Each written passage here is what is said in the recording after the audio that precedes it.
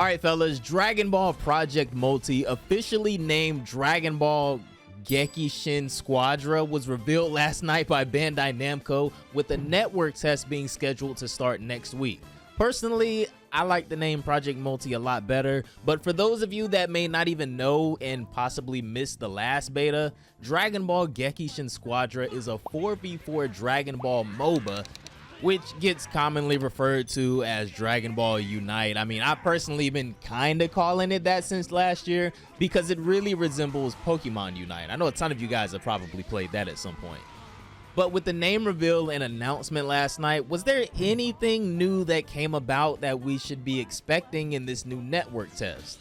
Well, if I'm not mistaken, this is Dragon Ball's second team-based objective game, if you want to count Breakers, of course, as the first. And in last night's stream, a couple of things from the initial beta we got to play last year were rescinded, and other new mechanics are set to make an appearance. But before we get into that, there was actually something else pretty massive that Bandai has implemented that we've all kind of been asking for.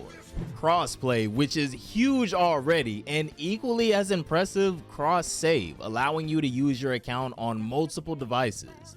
This brings us to our next new update for the game. Not only will Gekishin Squadra be available on PC and mobile devices, which we already knew from last year, but it was just announced during the stream last night that now console playability has been added as well, but unfortunately it's been restricted to PS4 and PS5 as of right now. I really don't know why they didn't include Xbox, I'm not too sure. This is something a lot of people have been asking for, and you never really know what to expect with these new games. So I'm personally glad that they're actually implementing this. I think this is a really big move and something the player base is going to appreciate. And you're even able to already sign up for the network test on PS5. So the playtest is for everyone, except, like I said earlier, for whatever reason, Xbox players. I'll put a link to where you guys can sign up for the playtest in the pinned comment, so make sure you guys go do that. It'll be from June 12th to June 16th, so a 5-day network test before the game's release. I think the beta last year was also 5 days if I'm not mistaken. Now let's check out some of the new gameplay and features that we were introduced to during the stream. Dragon Ball Gekishin Squadra includes 3 main roles for players to choose from that all the characters are categorized by. Damage, which is a simple but really effective role. This is going to be your super aggressive DPS playstyle with the focus to mainly take down and KO all the enemies. Now, tanks are a lot more defensively capable and hard to KO, as their main goal is to help your team hold the field and kind of soak up the enemy damage and attacks. Technical characters are a lot more versatile, as they're meant to support and maximize your team's chances of winning by boosting allies and disrupting the enemy. And that disruption role, especially in a 4v4 game like this with 2 lanes, is going to be really significant. In the gameplay trailer, we saw a bunch of new characters that I really was not expecting to see, all these new characters that hopefully we should be able to test out in the new beta. Again, hopefully. We got to actually see a fair bit of Frieza in the new trailer, who we found out is going to be a technical character. Bojack, Deborah, Caulifla, and even Majub, who we saw an icon of, were featured in the gameplay, and this was pretty huge for the release of this game. When it comes to free-to-play games like this, we usually don't have to buy new characters that release, with one of the biggest sources of revenue that comes directly from us, the player base, being of course the sale of cosmetics and stuff like battle passes and things like that. So I cannot wait to see exactly how some of our favorite characters get categorized, what they're able to do, which animations they pick. It's just gonna be a fun time, man. I really like how the models look in this game. They're some of the best from Dragon Ball games, period.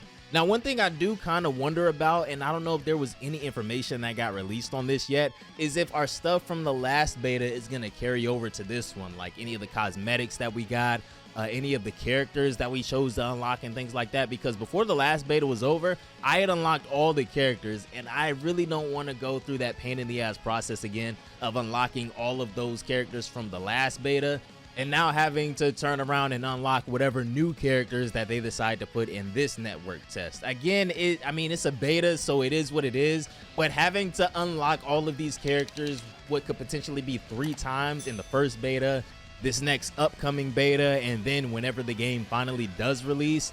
I mean, it's just, there's nothing necessarily wrong with that inherently. It's just more annoying and not something that I really look forward to doing. Even though all you have to do is play the game, I would just like to open the game with everything that I had already grinded for already there for me on my account. We also learned that the Great Ape event that happens in-game has been removed for the time being as well, and shout out to Kelbert over at Dragon Ball Games News on Twitter for going ahead and compiling all of this important info for us from last night. Now, exactly why the Great Ape event in-game was removed is something else that I didn't really hear any details about. If this is something that I missed, let me know down below in the comments. Maybe they're just, working on improving it or something like that. But again, this is something that I didn't really see too many details on. There's also apparently going to be new rules randomly selected at the beginning of matches in Squadra, which is what was being presented in this clip of the Grand Priest. And this is something that we were all waiting to be explained in detail, because you can't just slap up a model of the Grand Priest and our imaginations just go wild when we see things like that.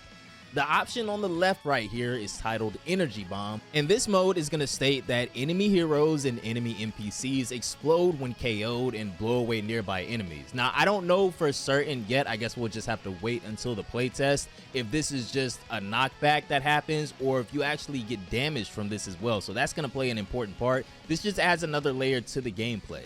Now, the option to the right of this with the little golden cell junior here that you guys see is titled Finish 'em EX Cell Jr. This is going to give players extra XP when they KO an EX Cell Jr. NPC, and all of this is under the new Divine Draw system, which is, of course, why the Grand Priest is here. Now, personally, and this is just for me, I'm not saying this is a positive or a negative yet. I really have to play this and see myself, but I'm not really the biggest fan of games that I play having too much of a randomness factor implemented. I like being in control of my gameplay experience as much as possible, but these new systems don't seem like they'll necessarily change my entire experience. And that is pretty much all the new information that we were given on the new Dragon Ball game, Gekishin Squadra.